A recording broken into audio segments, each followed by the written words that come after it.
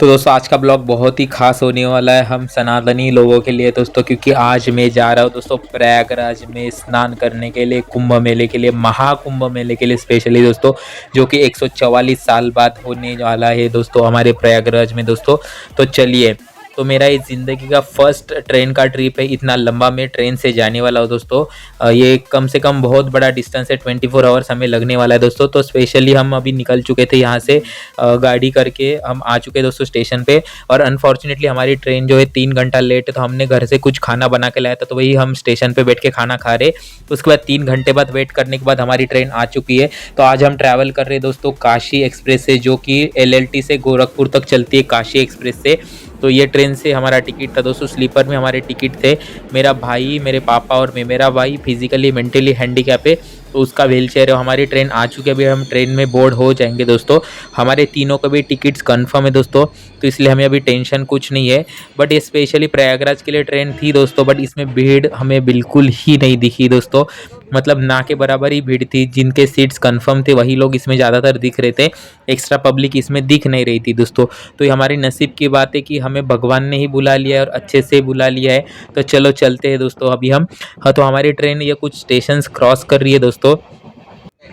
तो यहाँ पे क्या हुआ था, मेरा टिकट अलग कोच में था और मेरे पापा और भाई का टिकट अलग कोच में था। तो ये थोड़ा सा मतलब ज़्यादा कुछ नहीं था, अगले ही कोच में था। तो ये कुछ जलगांव आ चुके हैं दोस्तों, जहाँ के केले बहुत ही फेमस है दोस्तों ये जलगांव में।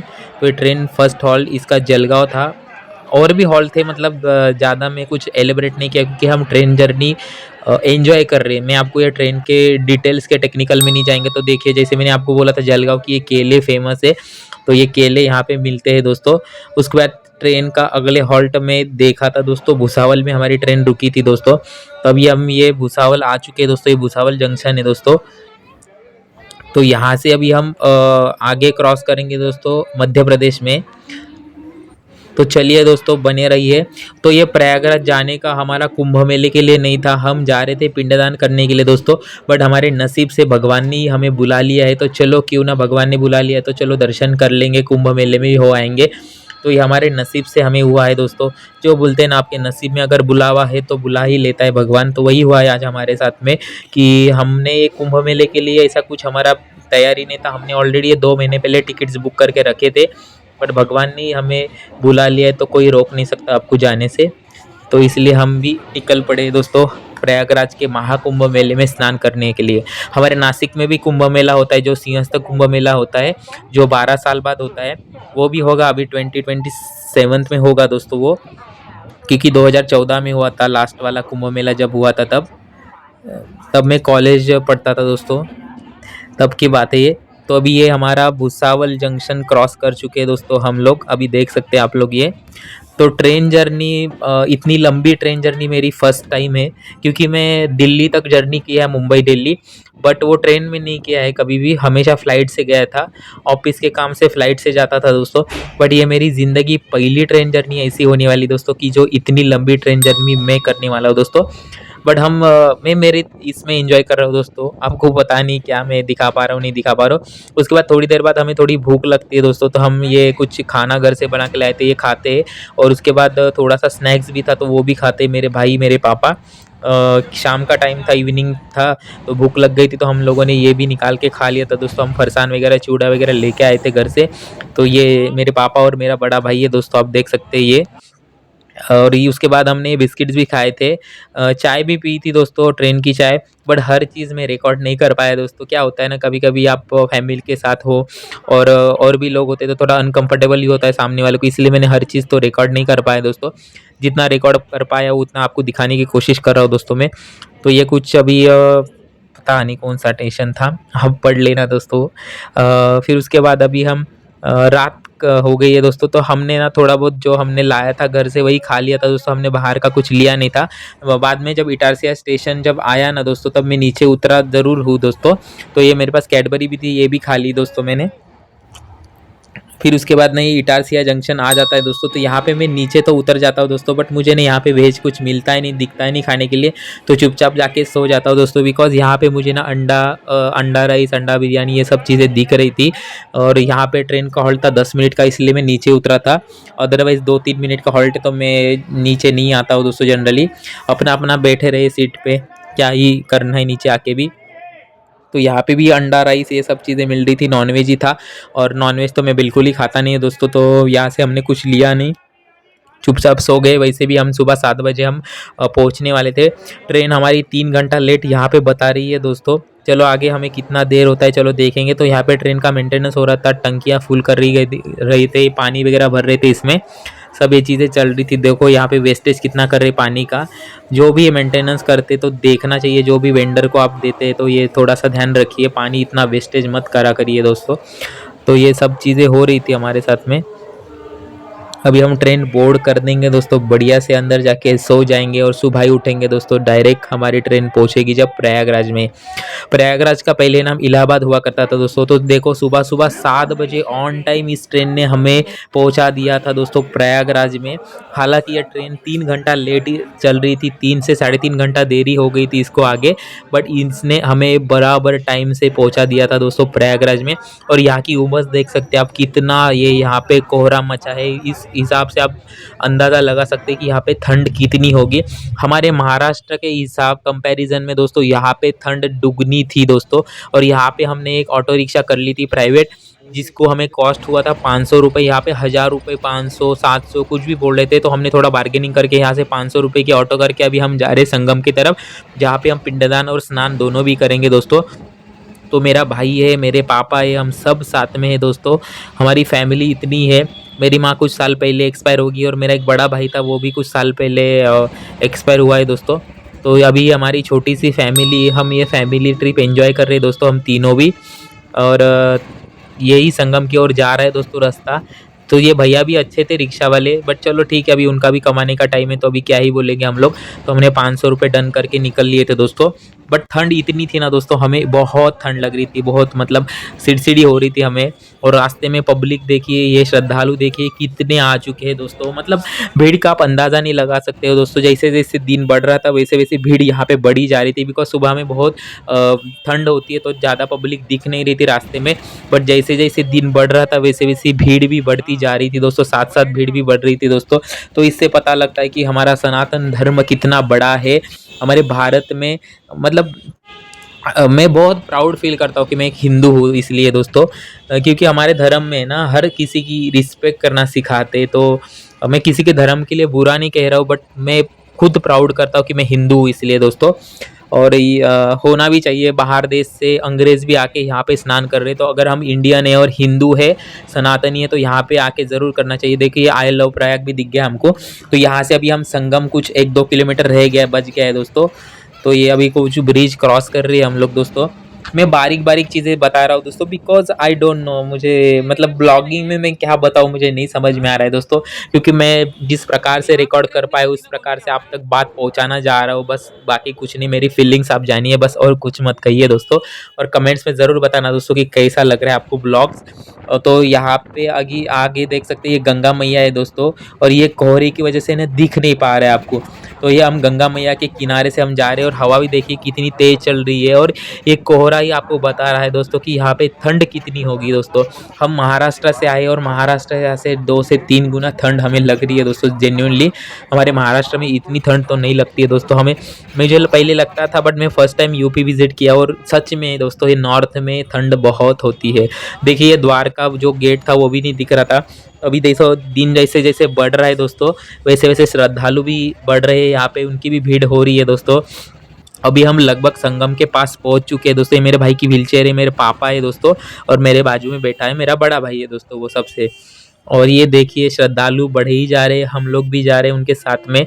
तो सबसे पहले हम ये डिसाइड किए थे कि यहाँ पे कोई पंडित देखेंगे, उनसे हम पहले पिंडदान करेंगे, उसके बाद हम गंगा में नहाएंगे, और उसके बाद हम आगे का जो भी है वो करेंगे। तो चलो देखते हैं क्या क्या हमारा होता है आज के दिन में। कुछ अनप्लैंड सब चीज़ें हैं दोस्तों, कि हमने ऐसा कुछ नहीं कि प्लान करके हम लोग आए। अनप्लैंड है, जो भी होगा इंस्टेंट होगा, इसी हिसाब से हम लोग आए दोस्तों। तो ये श्रद्धालु भी यहाँ से पैदल जा रहे हैं। लगभग ये जो अभी जो आपने चौराहा देखा, ये चौराहे के 10 बजे के बाद ये चौराहा बंद हो जाता है और यहाँ से ना रिक्शा ऑटो आना बंद हो जाता है, तो यहीं से लोगों को पैदल जाना होता है। तो कम से कम 2-3 किलोमीटर पैदल तो यहाँ से चलना है। उसके बाद संगम भी आगे है, मतलब 4-5 किलोमीटर आपको पैदल चलना ही पड़ता है दोस्तों यहाँ पे। तो ये पुलिस अंकल भी हमारे ऑटो में बैठ गए थे, इनको भी आगे तक जाना था, ये संगम की ओर ही जा रहे थे, तो ये हमारे रिक्शा में बैठ गए। तो चलो ठीक है, कोई बात नहीं, वो भी ड्यूटी कर रहे तो बैठ दिए। तो हम लोग साथ साथ चले गए, वो आगे उतर गए पुलिस अंकल आगे चल के, और भैया ने भी हमें एक जगह पे ड्रॉप कर दिया था जहाँ पे क्या बोलते हैं, जो पंडित लोग सब होते हैं ना, वहीं पे हमें इन्होंने ड्रॉप कर दिया था। तो यहाँ से हम एक पंडित को मिल तो लिए दोस्तों। उसके बाद उन्होंने ना हमें एक जगह का एड्रेस दिया था, ये भैया अभी हम दूसरी रिक्शा में बैठे, ई रिक्शा में, तो वहाँ से उन्होंने बोला था कि एक जगह पे जाइए, आपको टेंट मिलेगा, रहने के लिए सुविधा मिलेगी, जो कि था यहाँ से वापस से 3 किलोमीटर दूसरी साइड था, नागवासु जी के मंदिर की ओर। ये नागवासु जी का मंदिर है दोस्तों। प्रयागराज अगर आओगे आप तो ये मंदिर जरूर विजिट करना है दोस्तों। यहाँ पे गुड़िया रानी भी इसका खेल दिखा रही थी, उसकी कला दिखा रही थी।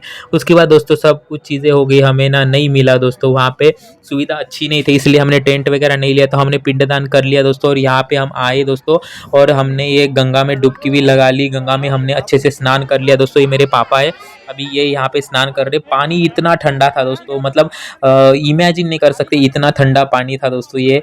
तो हमने हमारे हिसाब से, ठंडा बहुत है, मतलब बर्फ़ की तरह, बर्फ़ की सिल्ली में जैसे आप उतरे हो, इतना ठंडा पानी था दोस्तों ये।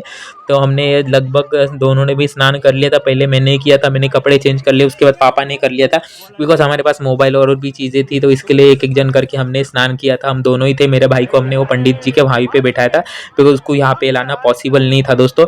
तो यहाँ से हमने गंगा जल ले लिया था और उसको वहाँ पे उसके स्नान करा लिया था हमने दोस्तों, गंगा जल लेके यहाँ से। और यहाँ पे देख सकते हैं श्रद्धालु कितनी बढ़िया से यहाँ पे स्नान भी कर रही है। इसे कहते हैं मेरा सनातन धर्म दोस्तों, गर्व से कहो हम हिंदू है दोस्तों। तो ज़रूर आप अगर प्रयागराज नहीं आ पाए दोस्तों, तो ज़रूर यहाँ पे दर्शन कर लीजिए दोस्तों। और अगर आपके नसीब में है और पॉसिबल है तो ज़रूर प्रयागराज विजिट करिए दोस्तों।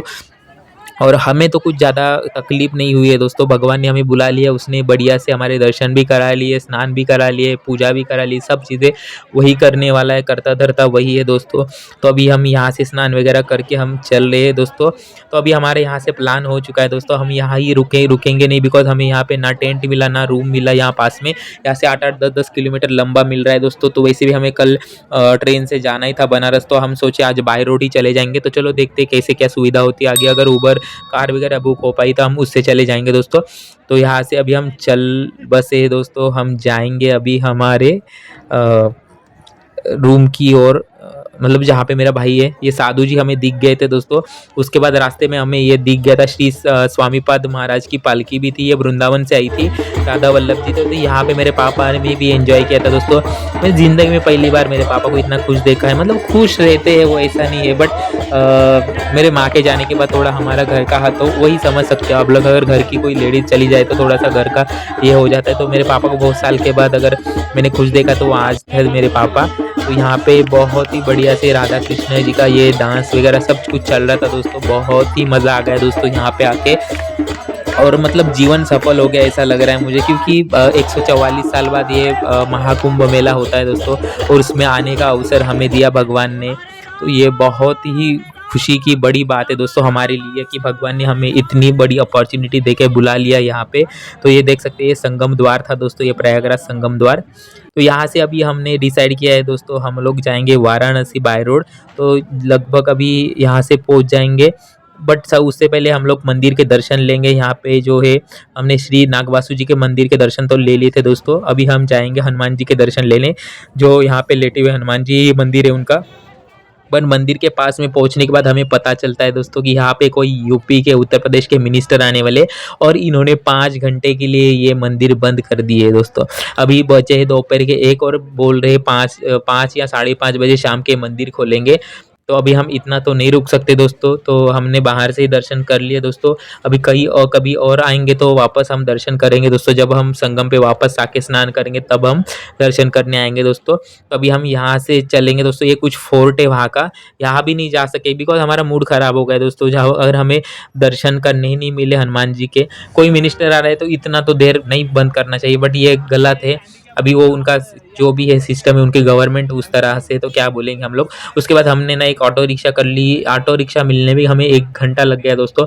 अभी वो ऑटो रिक्शा वाले भैया हमें एक जगह चौराहे पे छोड़ेंगे और वहाँ से हमें बोले थे कि आपको मिलेगी प्रयागराज से वाराणसी जाने के लिए बस। तो चलो देखते हैं अभी क्या होता है आगे दोस्तों। आगे भी ट्रेजेडी भरी पड़ी है ज़िंदगी में दोस्तों। तो ये भैया हमें एक जगह पे ऐसी जगह छोड़ते हैं जहाँ पे फ्लाईओवर के नीचे सीढ़ियाँ थी, और सीढ़ियाँ ऊपर चढ़ के फ्लाईओवर के ऊपर जाना है, और वहाँ से हमें ऑटो पकड़ के वापस से एक चौराहे पे जाके फिर हमें बस मिलने वाली थी दोस्तों। तो अभी ये भैया ने भी हमें झूठ बोल के बिठा तो दिया था। इन्होंने अभी 300 रुपये लिया था 1-1.5 किलोमीटर छोड़ने का दोस्तों। फिर उसके बाद वो चौराहे पे चढ़ के ये देखिए ब्रिज, ये ब्रिज के ऊपर हम आ चुके हैं दोस्तों। ये गंगा नदी पे ब्रिज बना हुआ है दोस्तों, और भी ब्रिज है, ये 2 किलोमीटर का ब्रिज है। और ऊपर से देखिए संगम के नज़ारे, और ऊपर से प्रयागराज के महाकुंभ मेले के नज़ारे आप ऊपर से एंजॉय कीजिए दोस्तों। कितना बढ़िया से लग रहा होगा ना ये ऊपर से, देखिए दोस्तों।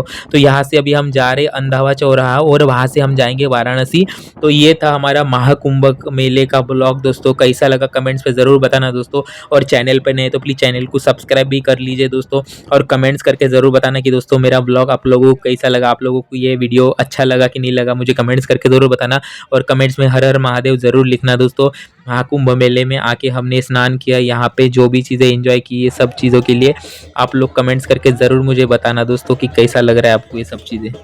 तो चलिए हरे राम हरे कृष्ण के बोल में हम आज का ब्लॉग हमारा ख़त्म करेंगे दोस्तों, और मिलेंगे ऐसे ही नई ब्लॉग के साथ में दोस्तों। चलो मिलते हैं नेक्स्ट वीडियो में दोस्तों। चलो कमेंट ज़रूर करना दोस्तों, और चैनल पे अगर नए हो तो प्लीज़ सब्सक्राइब भी कर लीजिए दोस्तों, और मुझे सपोर्ट ज़रूर करना दोस्तों। तो चलो दोस्तों, बाय दोस्तों, हर हर महादेव दोस्तों। तो चलो हम वाराणसी के अगले बहुत सारे ब्लॉग्स आएंगे वाराणसी के, तो स्टे ट्यून दोस्तों वाराणसी के लिए। वाराणसी में मैंने बहुत सारा शूट किया, सब मैं ब्लॉग अलग अलग करके डालूंगा दोस्तों।